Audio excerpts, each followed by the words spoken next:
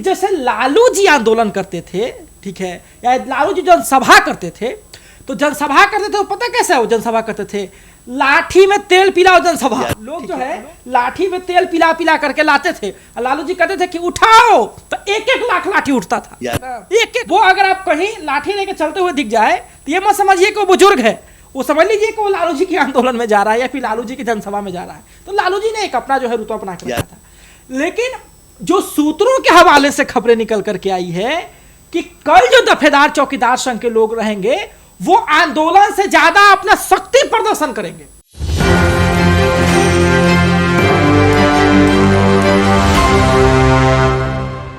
नमस्कार, मैं शेषागर, आप देख रहे हैं न्यूज़ 24। आपको बता दें, लगातार हो रहे नजरअंदाज के बाद कल 10,000 की संख्या में वर्दीधारी दिखेंगे सड़कों पर। पहले जमुई सांसद अरुण भारती और फिर लखिंदर पासवान से धोखा खाने के बाद कितनी छूटेगी फिर यह देखना दिलचस्प होगा। तो साहिल जी, जैसा कि आप बताइए इसके बारे में कुछ।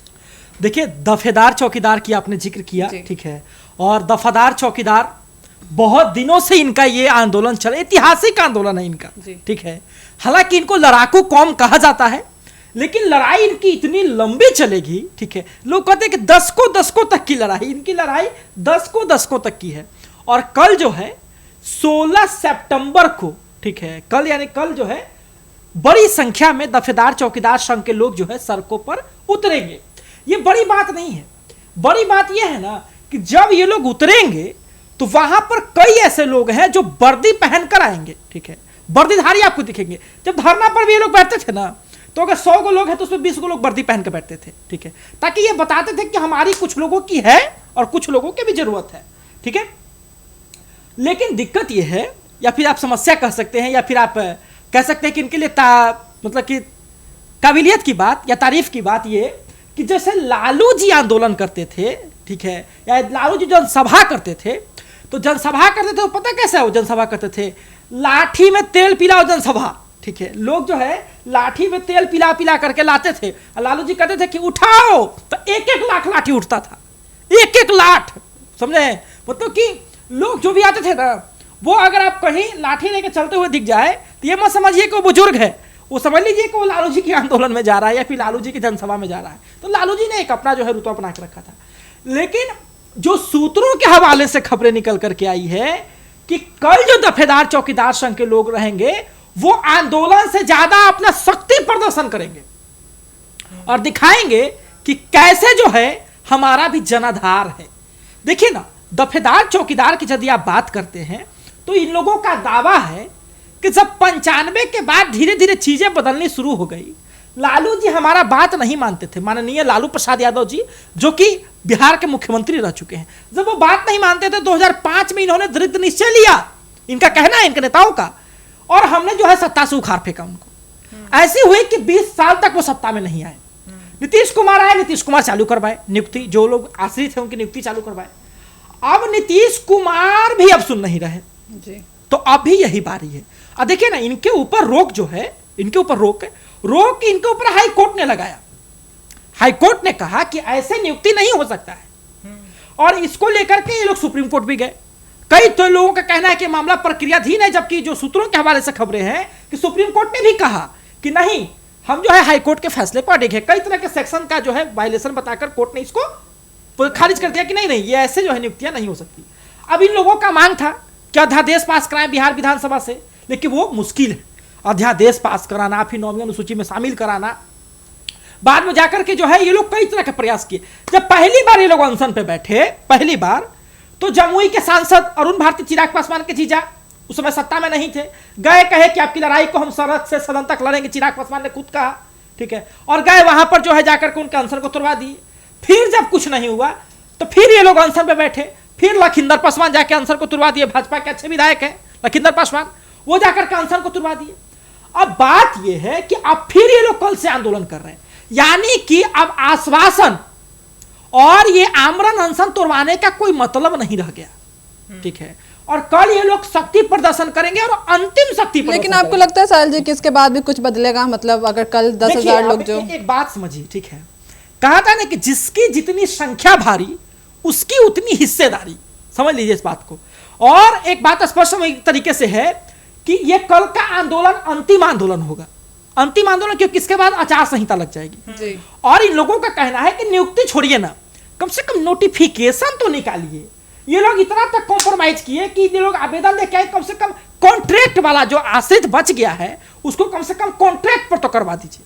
इस पर भी हम लोग राजी हैं, इस पर करवा दीजिए, लेकिन नहीं हो रहा। देखिए कई लोगों की आश्रितों की नियुक्ति हो चुकी है, जो पहले जिनकी पुश्तैनी नौकरियां थी उनकी हो चुकी है। और देखिए जो बात है कि यहाँ पर जो लोग उतरेंगे पटना की सड़कों पर, और ये अंतिम है क्योंकि इसके बाद आचार संहिता लगेगा, उस पर सरकार चुननी है, किसकी सरकार आएगी नहीं आएगी, जबकि महागठबंधन की भी आएगी सरकार, तो वहां पर भी जो है कई विधायक आकर के आश्वासन दे चुके हैं कि हम अपनी सरकार में आपका जो है काम करवा देंगे। लेकिन स्पष्ट तरीके से बात है कि ये लोग अपना शक्ति प्रदर्शन करेंगे, और जहां पर संख्या ज्यादा दिखता है ना वहां पर सरकार को सुनना पड़ता है। आपको नहीं लगता कि जो इतने लोग आप जो कह रहे हैं कि कोई फर्क पड़ेगा सरकार पे, लेकिन ये तो इतने दिन से भी कर रहे थे, जो भी हड़ताल है, आमरण अनशन, ये सब तो 2 बार तो टूट गया इनका, लेकिन ये इस बार भी तो टूट सकता है। इस बार भी कोई आएगा नेता कुछ बोल देगा। एक बात समझिए, ठीक है, इधर दफेदार चौकीदार संघ के लोगों की नियुक्तियां होती है, तो एक बात समझ लीजिए कि इसमें पिछड़ी अति पिछड़ी जातियों को ज्यादा भागीदारी दी जाती है, ठीक, ज्यादा महत्व रहता है, और उसमें सबसे अधिक पासवान जाति के लोग जो है इसमें है। तो संख्या देखिए ना, बिहार में संख्या है। अब इन लोगों का कहना है कि यदि हमारी मांग पूरी नहीं हुई तो अपने मित्र से, अपने दोस्त से, अपने सगे संबंधियों से, ये रिकॉर्डेड बयान है मेरे पास इनके नेताओं का, सबसे हम कहेंगे कि जो हमारे भविष्य के बारे में नहीं सोच सकता है उसका राजनीतिक भविष्य आगे नहीं होना चाहिए, इसका बहिष्कार करो। और इस सरकार का हम बहिष्कार करेंगे। और बात ठीक है कि जब कल ये लोग उतरेंगे पटना की सड़कों पर, ठीक है, तो देखने लायक होगा। प्रशासन को भी चौका चौबंदी के साथ नजर गड़ाए रहना होगा। और मैं तो उम्मीद करता हूं कि इन लोगों का अनशन जो है और इन लोगों का जो आंदोलन होगा वो आंदोलन शांतिपूर्ण हो, क्योंकि हमेशा से लोग शांतिपूर्ण आंदोलन किए हैं, और शांतिपूर्ण ही करे, इससे किसी प्रकार का कोई नुकसान जो है किसी को ना हो। प्रशासन से भी रिक्वेस्ट। और लेकिन साहिल जी आपकी बात तो सही है, लेकिन आप जो कह रहे हैं कि प्रशासन तो लाठीचार्ज कर देता है आजकल, आप देखे ही हैं। हाँ। तो जरूरी नहीं कि वो शांतिपूर्ण हो। देखिए अगर प्रशासन लाठीचार्ज करेगी तो भयंकर युद्ध हो सकता है, ठीक है, क्योंकि संख्या बहुत अधिक रहेगी। अब संख्या के बारे में अगर आप 10,000 का अनुमान लगाते हैं, अगर 5,000 भी लोग पहुंच गए, ठीक है, तो आप 5,000 लोगों पर कितने पुलिसकर्मी उतारेंगे? 1,000, 2,000? और मान लीजिए कि 5,000 लोगों को आप सड़कों पर मारेंगे, उसका क्या प्रभाव पड़ेगा चुनाव में, क्या आपको पता है? पर आखिर साहिल जी, इतने सारे संख्या में जो लोग हैं ये आंदोलन कर रहे हैं, तो सरकार इनकी बातों को सुन क्यों नहीं रहे हैं? देखिए बात ऐसा है ना कि इनका कहना है कि देखिए इस बात पर कोर्ट ने सेक्शन लगाया, कोर्ट ने कहा कि जो है ये नहीं हो सकता है। इस पर गवर्नमेंट ने कहा कि हमारी कोई गलती नहीं है, कोर्ट ने कह दिया। लेकिन इनका कहना है कि नहीं, कोर्ट ने ठीक है कह दिया, यदि आप अध्यादेश पास करवा देंगे तो कोई बात नहीं है, हम लोग का तो एक नियमावली बन जाएगी ना कि हाँ इन लोगों की नियुक्ति होते रहेगी। लेकिन कम से कम आश्वासन भी तो दीजिए। अब गृह विभाग का मामला है, ये गृह विभाग का मामला, जिसके मंत्री भी जो है नीतीश कुमार ही है। नीतीश कुमार बिहार के भी मुखिया है। तो इन लोगों का, और बीच में जो खबरें निकल करके आई थी कि वित्त विभाग गृह विभाग के बीच में वार्ता हो रही है, इनका कहना है कि कम से कम नियुक्ति तो छोड़िए, नोटिफिकेशन निकाल दीजिए आचार संहिता से पहले। हाँ। अगर ये प्रदर्शन हो रहा है तो कल क्या सफल हो पाएगा? देखिए आप एक बात को समझ लीजिए, ठीक है, कि जब लोग सड़कों पर उतरना शुरू कर देते हैं, संख्या भारी दिखनी शुरू हो जाती है, तो असर तो पड़ता है, ठीक है, इस बात को आप समझिए। भले ही एक बात समझ लीजिए कि अगर किसी ट्रक के सामने आपको खड़ा करा के कस के हॉर्न दबाया जाए, अब भले ही कान बंद कर लीजिए, लेकिन एहसास आपको इस बात को है कि आपने आवाज सुना है, ठीक है, यही बड़ी बात होती है। पर क्या पता सरकार फिर से बस बातों को सुन के, आंदोलन को छोड़ के और नजरअंदाज कर दे, जैसे हमेशा होते आया है बिहार में। देखिए हमने कहा ना कि यूं जो तुम आज हमसे नजरें मोड़ रहे हो, तुम्हें पता नहीं तुम अपना ही वोट बैंक तोड़ रहे हो, ठीक, ये बड़ी वोट बैंक है ये लोग। दूसरी बात है ना क्या कि जब ये लोग खुद के साथ कॉम्प्रोमाइज कर रहे हैं, ये लोग कह रहे हैं कि बस एक बार जो आश्रित बचे हुए हैं उसकी बहाली आप करा दीजिए, बाकी फिर आप जनरल बहाली भी करवाइएगा तो उससे हमको कोई दिक्कत नहीं है, बस एक बार मौका दीजिए। फिर दोबारा इन लोगों ने कॉम्प्रोमाइज किया तो कहा कि कम से कम कॉन्ट्रैक्ट पर भी मौका दीजिए, कम से कम कॉन्ट्रैक्ट पर भी मौका दीजिए। और एक बात समझ लीजिए आप कि बिहार की राजनीति का जो मैं जातिवादी राजनीति का मैं समर्थन करता नहीं हूं, मैं जाति की राजनीति का बिल्कुल समर्थन नहीं करता हूं। लेकिन आप एक बात को समझ लीजिए कि यादवों का सबसे बड़ा वोट बैंक बिहार में लालू प्रसाद यादव, तेजस्वी प्रसाद यादव, तेज प्रताप यादव सबसे बड़े नेता में से एक आते हैं, है ना। कोयरी, कुर्मी, धानु का कुशवाहा का सबसे बड़ा वोट बैंक, नीतीश कुमार सबसे बड़े नेता, उपेंद्र कुशवाहा सबसे बड़े नेता, सम्राट चौधरी सबसे बड़े नेता, है ना। और कई लोग, कई ऐसे समाज, चिराग पासवान जी के पिताजी ने कहा था आदरणीय स्वर्गीय पूर्व केंद्रीय मंत्री श्री रामविलास पासवान जी ने इस बात को कहा था कि सबका वोट बैंक जो है टूट सकता है, बढ़ सकता है, लेकिन पासवानों का वोट एक तरफा पासवान कैंडिडेट को पड़ता है। तो इसका नुकसान किसको होगा?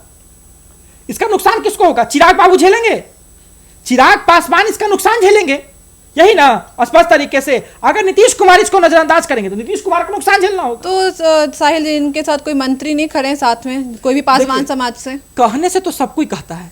चिराग जी के जब नहीं थे सत्ता में, वो कहते थे कि आपकी लड़ाई में सड़क से सदन तक लड़ूंगा, सदन तक चले गए, सब तरह के जिक्र करते हैं, कहीं भी जनसभा में जाकर इस बात को संबोधित नहीं किया कि हाँ चौकीदार दफेदार की जो तो नौकरी होता है ना, जब सरकार बन जाते है, सरकार तो बस जनता को ना वोट लेने के लिए बस इतना वादा कर देते हैं, जब वो अपने मुकाम पे पहुंच जाते हैं तो वो जनता को छोड़ देते हैं साथ में। देखिए इनकी तो नेताओं की तो गलती है ये, बाद में इन लोगों का भी समझ मुझे नहीं आता, इन लोगों का समझ नहीं आता कि पहले ये लोग चिराग पासवान से समर्थन मांगते हैं, अब इनका आंसर आकर के अरुण भारती तोड़वा देते हैं, फिर ये लोग पारा जी से समर्थन मांगते हैं, दोबारा ही लखिंदर पासवान के कहने पर अनशन तोड़ देते। आप हैं किधर, किससे मांग रहे हैं आप? कहा था ना कि यदि कुछ प्राप्त करना है तो एक ही दिशा में आपको अडिग रहना होता है, समझे ना।